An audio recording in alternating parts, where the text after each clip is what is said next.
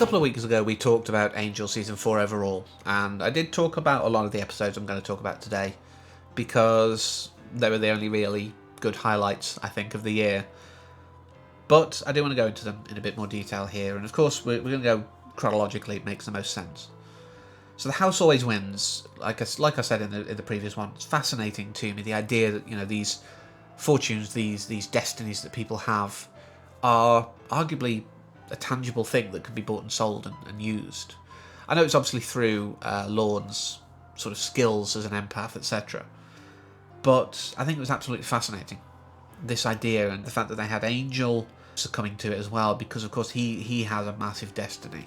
But the fact that the group just were assuming he was living the high life and enjoying himself out there, but it wasn't that at all. He had to give out coded messages, and it took a lot of sort of digging for them to kind of figure it out. They assumed that he was just being a diva when he didn't acknowledge them. It's because he was trying to protect them, to keep them safe. But the fact, that this is a thing that exists, like I say, it terrifies me. The example I gave in the overview video of a guy who, would have been a great humanitarian. He would have done so much good for the world. Someone taking that destiny just for the plaudits, not for the benefits. They'd have done the bare minimum to get that, probably. Or great sportsmen. People who've never really been that interested in sports, but hey, they want all the money and the fame and the women that come with it. It's a very terrifying concept, and it's why I definitely rate this episode. It's also a great moment of Andy Hallett's performance. This is a man who, throughout the run, he was meant to just be like one or two kind of time player, but he ingrained himself. I've said before, the loss of Andy Hallett is a big one. I read recently somewhere in an interview with Charisma Carpenter, she was talking about some of her memories, and he was such a giving, such a generous, such a lovely person. She had to sometimes say, look, there's only one Andy. Just tone it down. You gotta look after yourself. The fact that he died of a congenital heart failure, I think, says it a lot.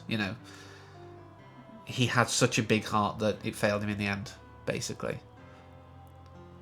But, this was a great way for him to spread his wings a little more as Lorne. Be a bit more kind of world-weary and kind of worn down by what he thought he wanted. And this again ties into the theme of the episode.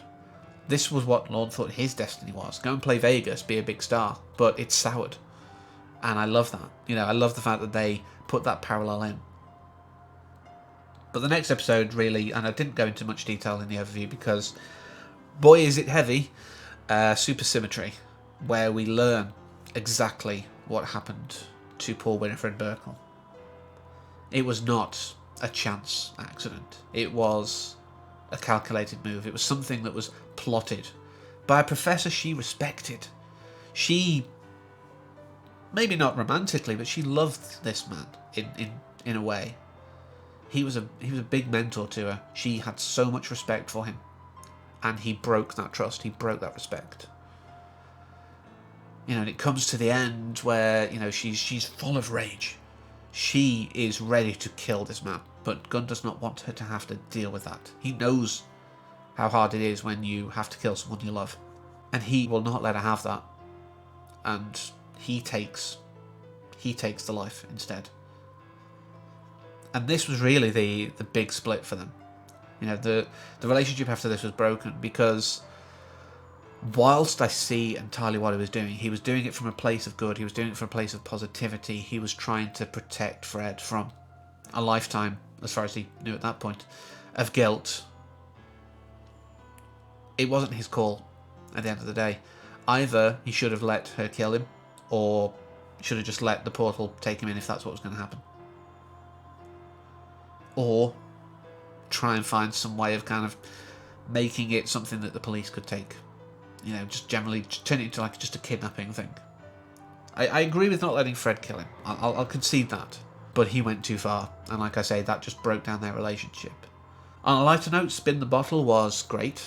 Like I said, I did go into a lot more detail, I think, in the overview video than I really should have done, because I've not really given myself much more to say, apart from to reiterate what I said. These people sort of bringing out their their true comedic side, their true comic talent, again, is great. You know, it's something that I think we can lose in these kind of heavy adult oriented, you know, which is what sort of Angel portrayed itself as, kind of media. You know, this idea that it's for adults, it's meant to be serious and heavy. No, adults love humour. We love that stuff. We lap it up, you know. So the fact that they allowed some time to just have the fun, to just make it light and humorous, and, you know, obviously give us the little nod towards what's coming right at the end. But this arc was great. But then we got into the big arc where, you know, we had the dealings with the Beast, we had the split of the group, you know, that Connor and Cordelia were getting together to, as we now know, create Jasmine, for better or worse. Then we had, obviously, you know, the whole situation where Angelus needed to be let out of the bottle, his soul went missing, you know, all this kind of stuff. Like I say, I talked about it a bit in the overview, but I just love the fact that, again, you know, we had the worlds tied together again. We kind of figured out how we're going to get, you know, sort of Faith back into the fray, because we kind of needed her for Buffy. So this was a great way. It's like, okay, we'll get her out to try and help Angel. We'll get her to, like, kind of do the walk through his mind, similar to the season 5 thing with Buffy and Willow. You know, so they get into his mind, try and bring him out. And we got to learn a lot more about Angel's past. The guy who was just trying to avoid human contact so he didn't get tempted, which obviously led to what we saw when Whistler kind of picked him up off the streets. But we saw this, you know, we saw this version of him that wasn't perfect. He you know, saw this thing go down, and his first instinct was, well, if he's already injured and he's kind of dead, it's not that bad, is it? Surely. I can surely feed.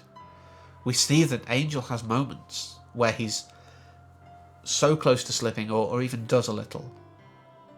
The idea that he's a perfect hero thrown out the window. And yeah, we'd already seen it technically in season 2. He wasn't without a soul when he did all that, you know, over Wolfram Hart, let them all get killed. But even when he was trying to be the best, even when he wasn't sort of in that same mind state, he still struggled. And that's something I think that was a very interesting arc. And like I say, we then got, you know, Angel back, and we could send Willow and Faith back over to Sunnydale to fight the good fight there, and lead us into the sort of ending arc of this year. You know, when we confront Cordelia, the whole idea about Lorne lost his powers and was trying to get them back was a plot to unveil the truth. But that led us into the arc, and like I said, I don't want to go on about it too much because it isn't a highlight. It's a low light. I mean, I love Gina Torres and I love these writers and these actors and these people, but it was very weird, and I can't think of like a moment that it was actually good in many ways. It was just a thing that happened at the end of a year.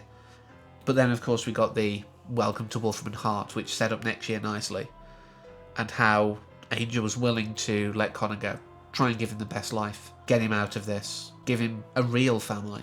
The title of the episode is multifaceted, of course. They're going to a new home, and so is Connor. He's being saved from it. And I think it was a good way to end the year, but it didn't undo all the bad will of the previous sort of 3 or 4 episodes, or however long it was, that the Jasmine arc was. You know, but it led us nicely into the next year, and obviously gave us the amulet, like I said last time, that Angel could go and take and help Buffy out with Nathan Fillion.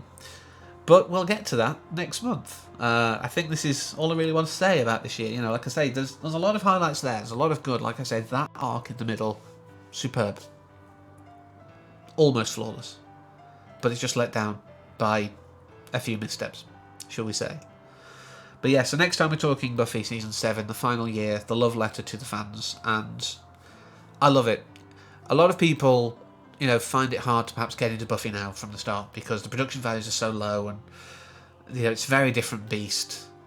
But, I mean, even me rewatching it, some of it's been a bit hard. I think I said when I started this out, rewatching Season 1 was a bit of a trek. And I watched old Masters, not the new ones where you can see all the the crew and everything like that. I've still got access to old versions, thankfully.